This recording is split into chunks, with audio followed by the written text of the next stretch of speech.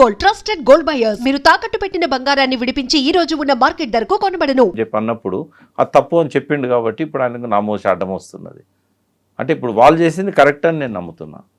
వాళ్ళు అరెస్ట్ కాలేదు, వాళ్ళు లొంగిపోలేదు. వాళ్ళు సాయుధ పోరాటం అనే రూపాన్ని మార్చి ప్రజా పోరాటం అనే రూపానికి వచ్చారు వాళ్ళు. అది చెప్పడానికి ఎందుకు నీకు ఇబ్బంది ఉన్నది అంటే వాళ్ళని తప్పన్నావు కాబట్టి. తర్వాత ఆయుధాలు తీసుకొచ్చి ఇస్తే వాళ్ళ తప్పన్నాడు. మరి వీళ్ళు కస్టడీలో ఉండి ఏం చేశారు? డంపులలో ఉన్నాయని పోలీసులకు అప్పచెప్పారు కదా అనుకుంటున్నాను నేను. ఇప్పుడు ఆయుధం ఎవరి చేతిలో ఉండాలి? రాజ్యాంగాన్ని రక్షిస్తూ దేశ సరిహద్దులను, లా అండ్ ఆర్డర్ను కాపాడే వాళ్ళ చేతిలో ఉండాలి. వాడిని బొందబెడితే ఏమొస్తుందమ్మా? అంటే బొందబెట్టి మళ్ళీ నేను రేపు తీసుకుంటా అంటే నీకు ఆ దరిదాపుల్లో కూడా అటువంటి ఆయుధాలు బట్టి పోరాడే అవకాశం కనబడతలేదు కదా. నీ జనరేషనే కాదు, ఇంకో 100 తరాల వరకు కూడా సాయుధ పోరాటం అనేది అవుట్డేటెడ్, ఇది ఇప్పుడు పనికిరాదు, టెక్నాలజీ పెరిగింది, సామ్రాజ్యవాదం పెరిగింది, ఏ దేశం స్వతంత్రంగా లేదు. మన దేశంలో ఆయిల్ ఎక్కడ కొనాలనో ఇవాళ ట్రంప్ నిర్ణయించినప్పుడు రేపు మోడీకి వ్యతిరేకంగా నువ్వు యుద్ధం చేస్తానంటే ట్రంప్ ఊరుకుంటాడా? వేరే దేశాలలో ఊరుకుంటుండా? కాబట్టి సాయుధ పోరాటం అనేది ఇంకా అవుట్డేటెడ్. మరి ఆయుధాలు బొందెందుకు పెట్టాలి? మట్టిలో ఎందుకు కప్పాలి? అవి దేశ రక్షణకు ఉపయోగపడే పోలీసులకు, సైన్యానికి అప్పచెప్తే తప్పేంది? సోను చేసింది ఎట్లా తప్పు అవుతుంది? సతీష్ చేసింది ఎట్లా తప్పు అవుతుంది? తక్కలపల్లి వాసుదేవరావు గారు, నేను ఈ మధ్య ఆయనతో 2 రోజులు ఉన్నాను. ఎట్లా తప్పు అవుతుంది? అది ఇక్కడ ఏంటంటే వాళ్ళని నేను వద్దన్నా కదా, కాబట్టి నేను ఆ రకంగా వస్తే ఇది నేను ముందు మాట్లాడిన తప్పు అయింది కదా. అంటే ఈగోలు అవసరమా? ఇటువంటి వాళ్ళ చేతులు నా నక్సలైట్ ఉద్యమం ఉన్నది ఇన్ని సంవత్సరాలు, ఇన్ని దశాబ్దాలు. ఇటువంటి వాళ్ళ చేతుల్లో ఇంతమంది బలైపోయినలే అంటే వాళ్ళ మెచ్యూరిటీ ఏ స్థాయిలో ఉంది? చాలా ఎక్స్పెక్ట్ చేశాను నేను. ఆయన కార్యదర్శి కాలేదు కానీ కార్యదర్శిగా ప్రకటించగలిగిన వ్యక్తి ఆయనే. రేపు వాళ్ళ కమిటీ మీటింగ్ అయి ఉంటే ఆయన దేవజీ సెక్రటరీ అయ్యాడు. ఏంది ఇది? ఈ చైతన్యమా నీకున్నది? వెలుగు మట్లలో ఏం జరిగింది? అక్కడ బాధ్యులు ఎవరు, బాధితులు ఎవరు? ఆందోళనలు అయితే జరిగినాయి. ఆ తర్వాత మళ్ళీ మేము ఇల్లు కట్టించి ఇస్తామని ప్రభుత్వం కూడా చెప్పింది.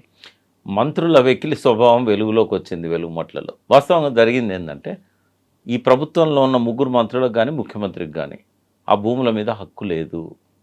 అది భూదాన్ భూములు. భూదాన్ భూములు వినోబా భావే 70 ఏండ్ల కింద సేకరించి ఈ మూర్ఖుల చేతుల్లో పెడితే ఈ ప్రభుత్వాలు వీళ్ళు వాటిని కాజేస్తాయని చెప్పి ఎవ్వరికి స్వేచ్ఛ ఇవ్వకుండా భూదాన్ బోర్డు అనేది ఏర్పాటు చేసి దాని పార్లమెంట్లో ఒక చట్టాన్ని చేయించి ఆ బోర్డుకు ఒక కమిటీని వేసి నమ్మలేదు ఆయన ఈ ప్రభుత్వాలను. అటువంటిది ఈ మంత్రులకు ఎవడిచ్చిండమ్మా అధికారం దాన్ని కూల్చడానికి? ఫస్ట్ అసలు గవర్నమెంట్ భూములే కాదు కదా, ఇప్పుడే కాదు 100 ఏళ్ళ కింద కూడా గవర్నమెంట్ భూములు కాదు అవి. 1938 సేత్వార్ తీస్తే ఫస్ట్ సర్వే అప్పుడు జరిగింది నిజాం గవర్నమెంట్లో. అవి భూస్వాముల భూములు, దేశముఖుల భూములు అవి.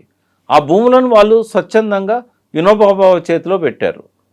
ప్రైవేట్ భూమి అది. వినోబా భావే బోర్డు ఏదైతే ఉన్నదో ఆ భూమిలో కొంత భాగాన్ని 60 ఎకరాలు ఉంటే 31 ఎకరాన్ని ఒక 1900 మంది పేర్ల మీద పట్టాలు ఇచ్చి మీరు కట్టుకొని ఉండండి అని చెప్పి ఇచ్చింది. రాజేందర్ రెడ్డి దాన్ని కన్ఫెస్ చేశాడు మీడియా ముందట, నేనే ఇచ్చాను. ఆయన అప్పుడు భూదాన్ బోర్డు చైర్మన్. మనం గౌరవించాలి ఆ స్థానాన్ని. ఆయన ఎటువంటి వాడైనా పక్కకు పెట్టండి.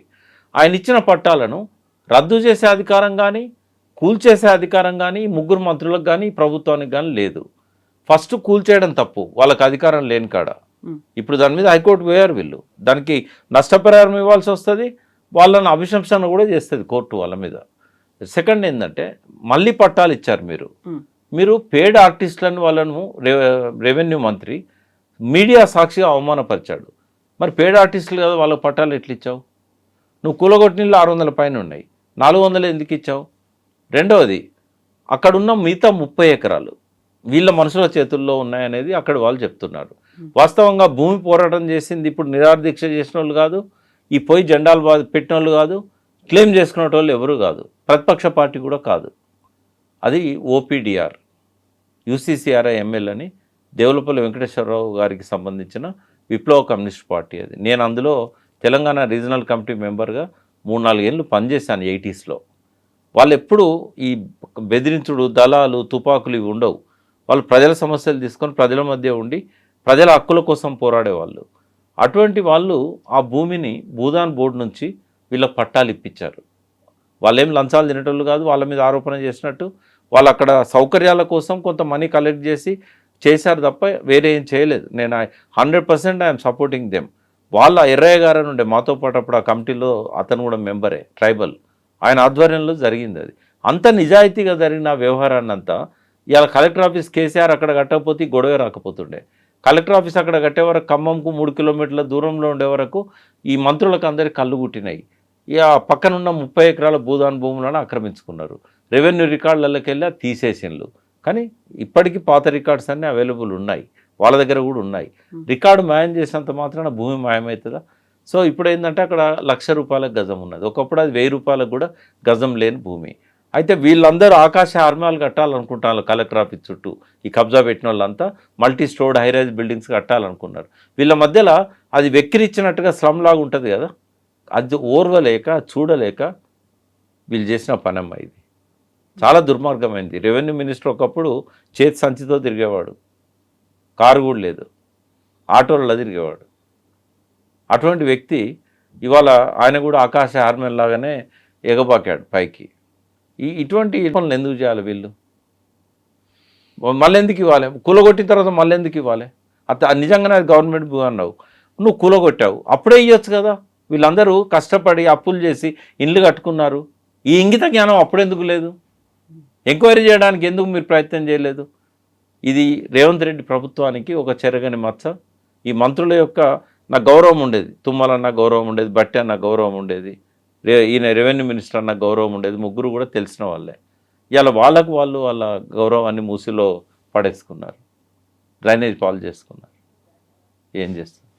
ఇంకొకటి, ఇవాళ ప్రపంచ నదుల దినోత్సవం.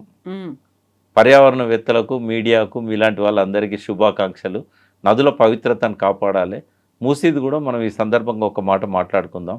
నది కోసము, నది మన కోసం, నది బయోడైవర్సిటీ కోసం, నది కేవలం బ్యూటిఫికేషన్ కోసమే కాదు.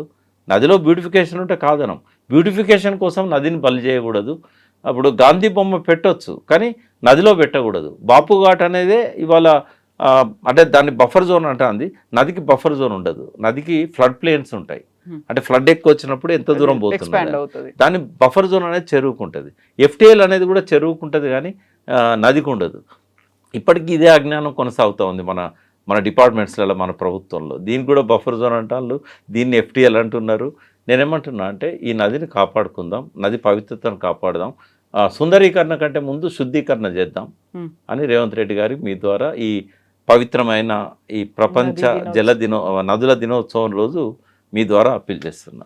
Thank you so much. Thank you.